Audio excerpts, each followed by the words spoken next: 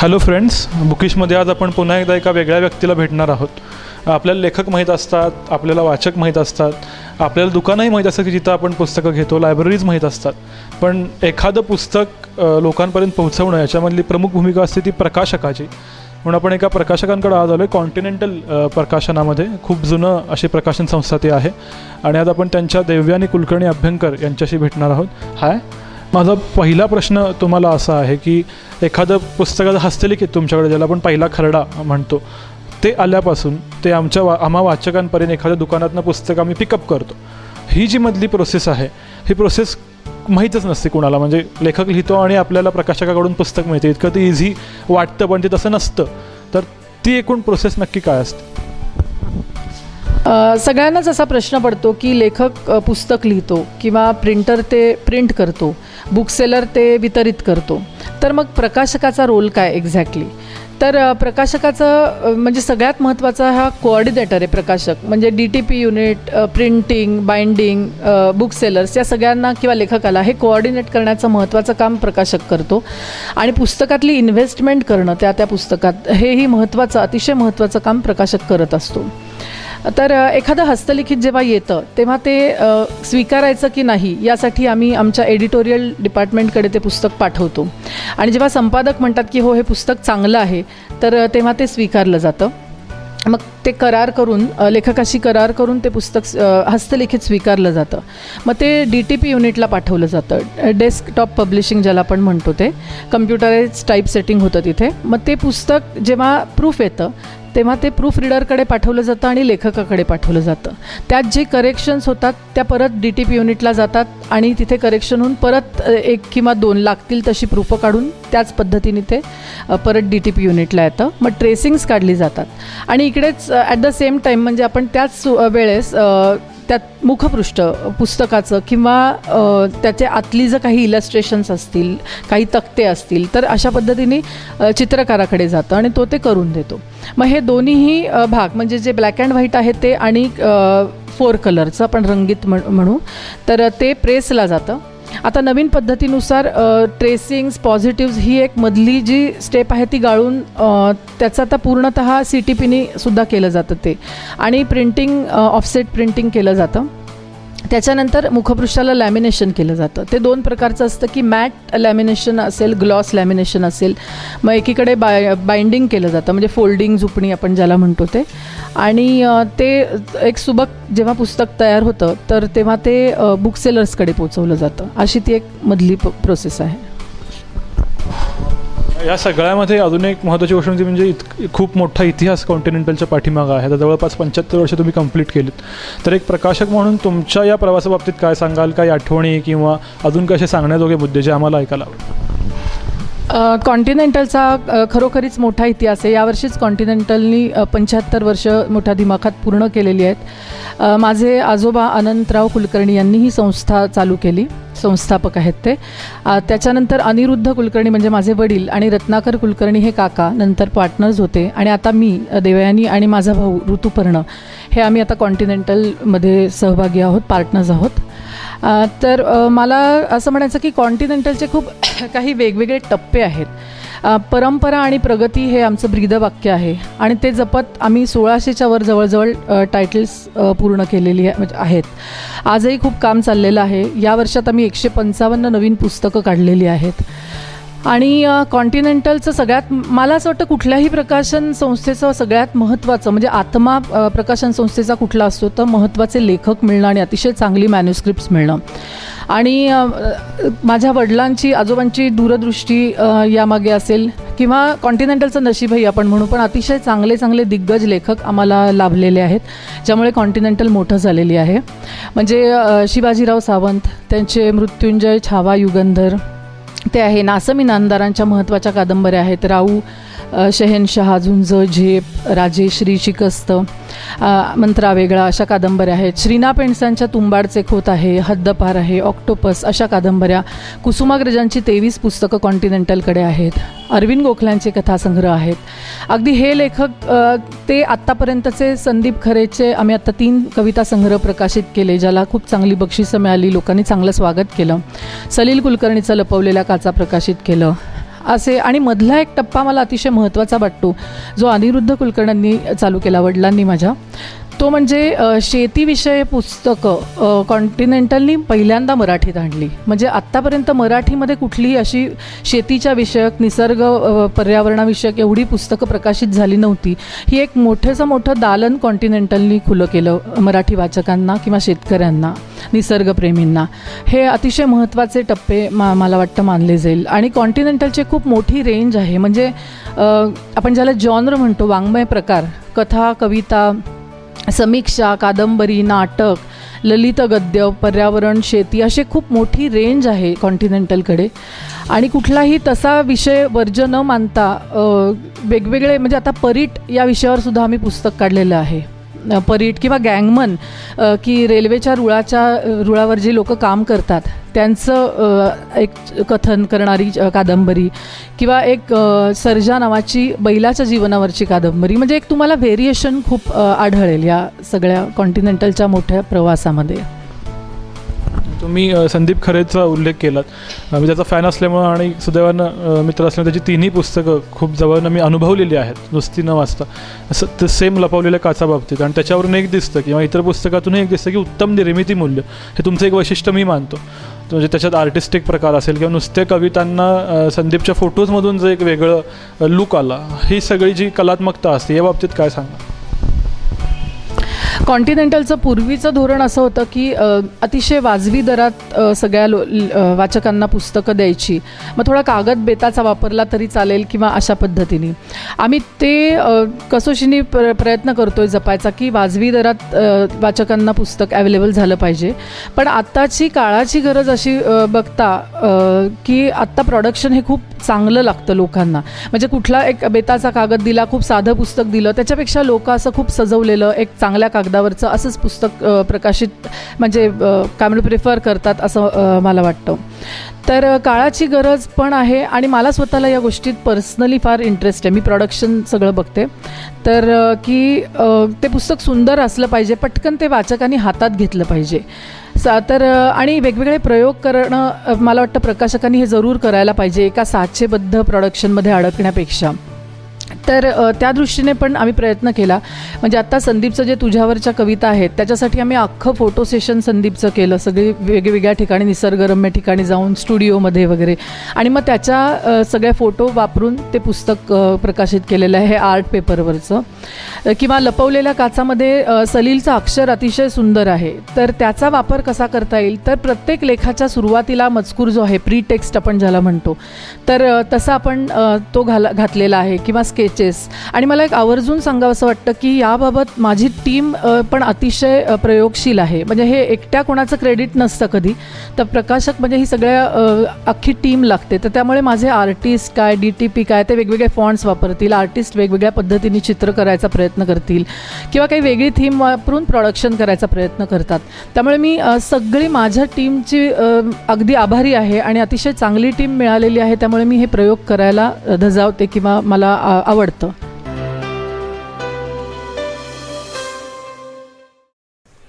वाद, सामाजिक प्रश्नांसाठी, वादग्रस्त विषयांवरती संवाद, विधायक जाणीवेसाठी, सकारात्मक विचारांशी एक असा कार्यक्रम जो दर सोमवारी कोल्हापूरकरांसाठी सादर होतो.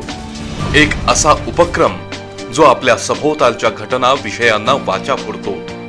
संवाद प्रतिवाद, कला, क्रीडा, राजकीय, सामाजिक विषयांचं व्यासपीठ, जिथं चर्चा होते प्रत्येक प्रश्नाच्या दोन्ही बाजूंची, जिथं प्रोत्साहन दिलं जातं कलाकार, पर्यावरण रक्षण, नागरी कर्तव्य आणि सामाजिक जाणीवेला, जिथं वाद होतो परस्पर विरोधी भूमिकांचा आणि जिथं संवाद घडतो सकारात्मक विकासाच्या मनांचा. संवाद प्रतिवाद दर सोमवारी रात्री 10 वाजता आणि मंगळवारी सकाळी 10 वाजता. पहा फक्त बी मूव्हीजवर. तर मला एक रेफरन्स मिळाला की तुम्ही इंग्लिश प्रकाशन विश्वात उतरता आहात. या निमित्तानं सुचलेला प्रश्न असा की इंग्लिशमध्ये सुद्धा एक वेगळा ट्रेंड आहे की दे गिव्ह बुक्स बिलो ₹100 साधारणतः, आणि भगतीय स्टाईल मी त्याला म्हणतो की तशी युथफुल एक ठराविक मसालेदार स्टोरी, आणि ती लोकांना प्रचंड आवडते. ती चांगली असो व नसो, साध्या साध्या लेखकांची 50-50 हजार कॉपीज खपतात. तर ह्या ट्रेंडविषयी तुमचं काय मत आहे, आणि मराठीत तरुण लेखक आहेत का, हे म्हणजे तुम्हाला काय वाटतं? मराठीत तरुण लेखक होत आहेत, नाही असं नाही, पण मला एक सांगावंसं वाटतं की आत्ता कुठलाही लेखक पूर्ण लेखनावर अवलंबून राहू शकत नाही. त्याला बाहेर काहीतरी जॉब करायला लागतो, व्यवसाय करायला लागतो अर्थार्जनासाठी. त्यामुळे ज्या पद्धतीचं त्याचं कॉन्ट्रीब्युशन अपेक्षित आहे, डेडिकेशन अपेक्षित आहे, तेवढं होत नाही. तर त्यामुळे थोडं लेखन दर्जावर त्याचा परिणाम होऊ शकतो किंवा होतो आहे असं दिसतं मला. पण तरीसुद्धा अभिराम भडकमकरसारखे किंवा संदीप खरेसारखे तरुण लेखक आहेत आत्ता की खूप चांगलं कॉन्ट्रीब्युशन ते देत आहेत. इंग्लिश आम्ही आता चालू केलेलं आहे. म्हणजे आता अभिमन्यू साबळेचं जस्ट 3 Hours टुवर्ड्स वेलनेस हे पुस्तक केलं आम्ही, ट्रान्सलेशन ॲज अ करिअर केलं. अशी आम्ही थोडीफार नॉन फिक्शन या स्वरूपाची चालू केले आहेत. पण त्याचं नेटवर्किंग आणि मार्केटिंग हे खूप वेगळ्या पद्धतीचं आहे. तर अजून त्यावर आमचे प्रयोग चालू आहेत, कारण तेथे देण्यात येणारं डिस्काउंट खूप वेगळा आहे, रिकव्हरी परत हा थोडासा एक प्रॉब्लेम आहे. तर त्याचा एक मार्केटचा अंदाज घेऊन ते करायला लागेल. पण मला असं वाटतं की भावी काळामध्ये म्हणजे पर्टिक्युलरली पुणे, मुंबई इथे तरुण वर्ग हा जास्त इंग्लिश वाचणार आहे, हे मान्य करायलाच पाहिजे. आणि त्याच्यासाठी इंग्लिश पुस्तकं करणं हे अपरिहार्य राहील काळाच्या गरजेनुसार. तसंच मला असं वाटतं की CDs, ऑडिओ CDs, व्हिडिओ म्हणजे व्हिज्युअल CDs अशा पद्धतीने आपल्याला उतरायला लागेल. कारण असं बरेच मला म्हणजे काय म्हणू वाचक म्हणतात की तुम्ही असे ह्या कथांवर CD का नाही बनवत, ऑडिओ CD. तर तसा पण काही विचार चालू आहे. नंतर नवीन पद्धतीचं म्हणजे आम्ही संदीपच्या आत्ता हा थोडा वेगळा मुद्दा आहे, पण तुझ्यावरच्या कविताचं जेव्हा आम्ही केलं प्रकाशन, तेव्हा आम्ही त्याच कविता वापरून त्याचे असे 3 प्रकारचे मग्स बाजारात आणले. तर ग्रीटिंग्ज आणली. म्हणजे एक थोडे अभिनव प्रयोग करणंही चालू आहे. या निमित्तानं शेवटच्या प्रश्नाकडे असं वळतो की जे नवीन ट्रेंड्स येत आहेत त्यामुळे भविष्यात मराठी प्रकाशन विश्व कुठल्या दिशेला जाईल? मग त्या ट्रेंड्समध्ये ई-बुक्स आहेत, ऑनलाईन खरेदी विक्री प्रचंड प्रमाणात सुरू झाली आहे, बुकगंगा आलं, पुस्तक जत्रा आलं, किंवा एकूणच थोडा तरुणाईचा सजगपणा पण वाढला आहे पूर्वीपेक्षा, की ते जाऊन बघतात, हाताळतात पुस्तकं वेगवेगळ्या ह्याच्यामधून प्रदर्शनातून आणि मग खरेदी करतात. तर या सगळ्याचा एकूण परिणाम काय होईल, आणि एक दूरदृष्टी असणारी प्रकाशक म्हणून तुम्हाला काय वाटतं की भविष्यात मराठी प्रकाशन विश्व कुठल्या दिशेला जाईल? मराठी प्रकाशन व्यवसायात आजही मला वाटतं की ट्रेंड्स खूप बदलत आहेत. म्हणजे आता वाचक फक्त कथा कविता यात अडकलेला नाही आहे, तर उत्तम चरित्र, आत्मचरित्र असतील किंवा शास्त्रीय पुस्तकं असतील, ॲप्लिकेशन ओरिएंटेड पुस्तकं, इन्फॉर्मेटिव्ह पुस्तकं असतील, तर एक वेगळा ट्रेंड आहे. डेफिनेटली खूप मोठी रेंज वाचकाला हवी आहे. तसंच मला वाटतं ई-बुक्स हे काळाच्या नुसार होणारा बदल डेफिनेटली आहे तो.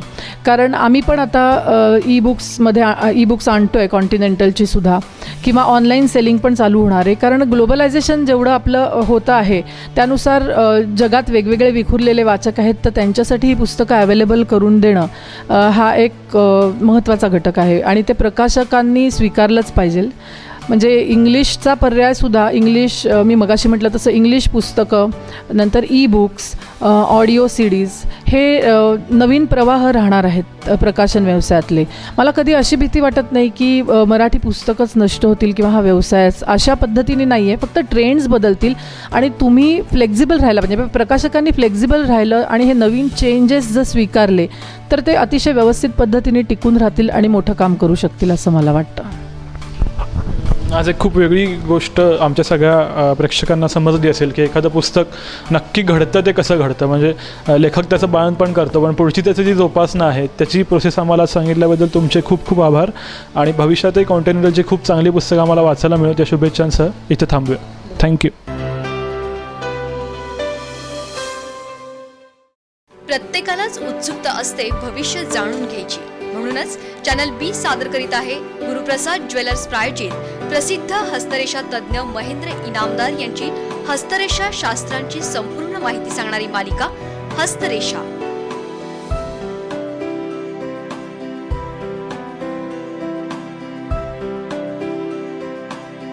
हस्तरेषा शास्त्रासंबंधी आपले प्रश्न आपल्या नावासह या नंबरवर SMS करा आणि तुम्हाला वैयक्तिक प्रश्नासंबंधी मार्गदर्शन हवं असेल तर आपल्या उजव्या आणि डाव्या हाताचा ठसा आणि आपला प्रश्न चॅनल बी च्या कार्यालयाकडे पाठवा. हाय, पुस्तक खरेदी हा आपल्या जीवनातला तसा एक मोठा कार्यक्रम म्हणता येईल, किंवा जीवनातला म्हणण्यापेक्षा आपण पुस्तक खरेदी आजपर्यंत कशी केली, कुठल्या तरी दुकानात जाऊन किंवा अगदीच कुठल्या तरी मेळाव्यात जाऊन किंवा कुठल्या तरी प्रदर्शनात. पण या सगळ्याला फाटा देणारी एक नवीन गोष्ट आता आपल्यासमोर आली आहे, ती म्हणजे ऑनलाईन शॉपिंग. होय, ऑनलाईन शॉपिंग ट्रेंडमध्ये तर आहेच, हे तुम्हाला माहिती आहे, मला माहिती आहे.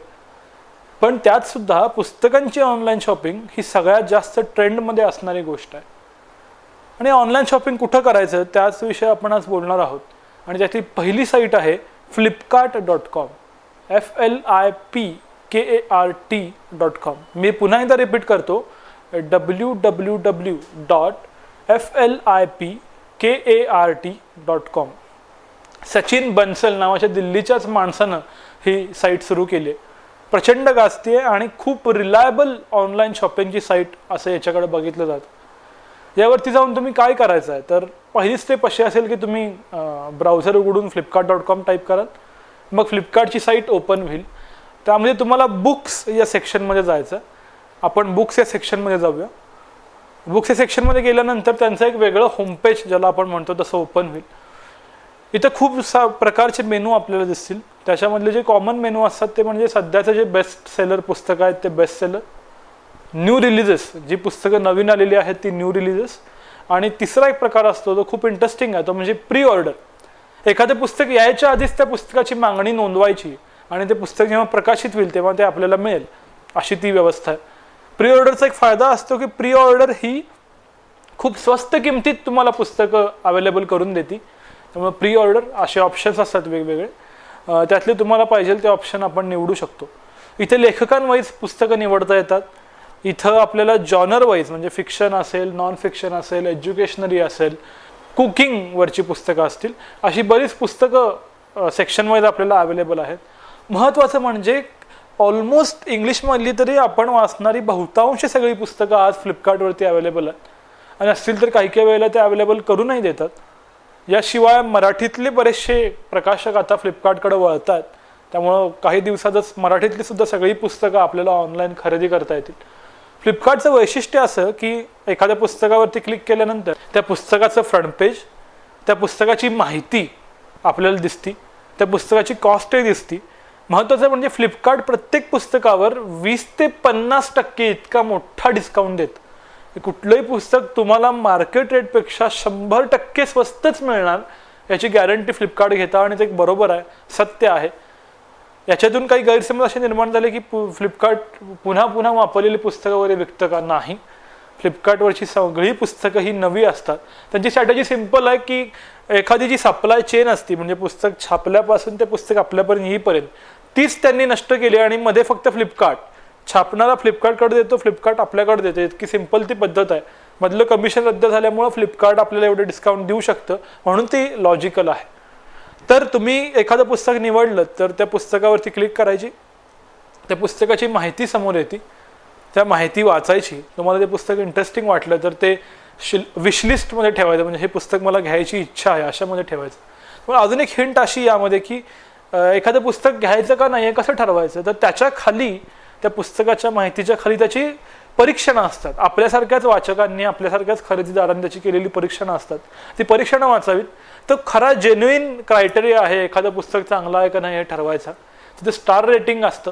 स्टार रेटिंगमध्ये किती जणांनी ते रेट केलंय हाही आकडा बघावा, आणि त्यावरून जर का जे तुम्हाला इंटरेस्टिंग वाटलं तर मग नक्कीच ते पुस्तक घ्यावं. कॉमन एक प्रश्न बऱ्याच जणांना असा पडतो की अरे ऑनलाईन शॉपिंग आहे, आमच्याकडे क्रेडिट कार्ड नाही, आमच्याकडे डेबिट कार्ड नाही, हे खरंच रिलायबल आहे का?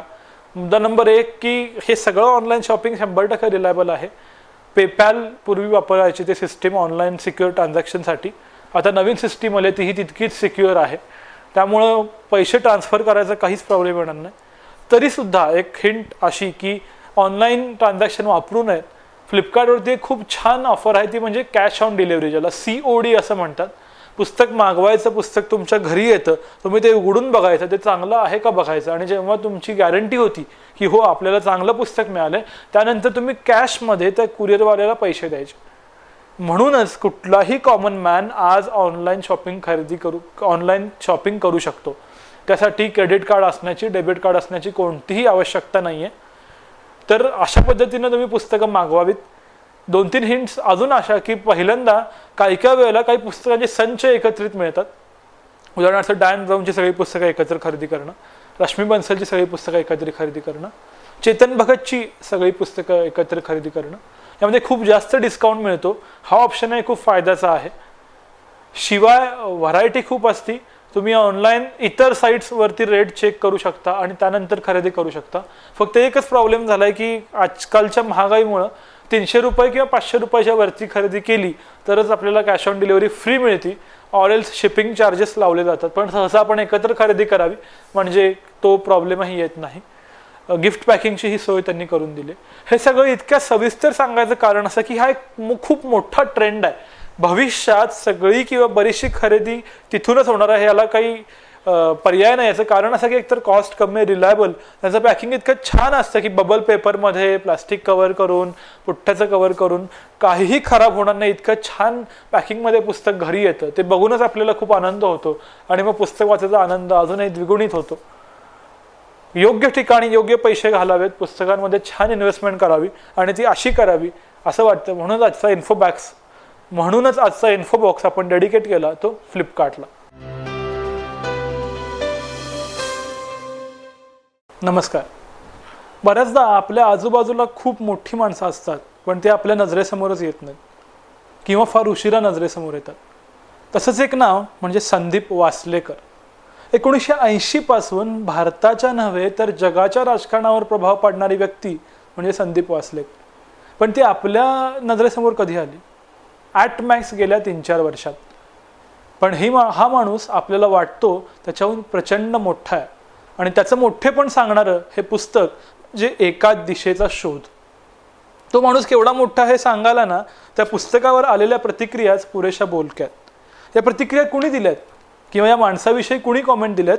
बिल क्लिंटन, अमेरिकेचे माजी राष्ट्राध्यक्ष, सौद अल फैजल, सौदी अरेबियाचे परराष्ट्रमंत्री, हॅव्हियर पेरेस दे क्वेयार, युनोचे सरचिटणीस, त्यानंतर sir John Kendrew, Nobel laureate, Mother Teresa आणि प्राध्यापक जॅन टिनबर्जन, पुन्हा एकदा एक नोबेल लॉरेट.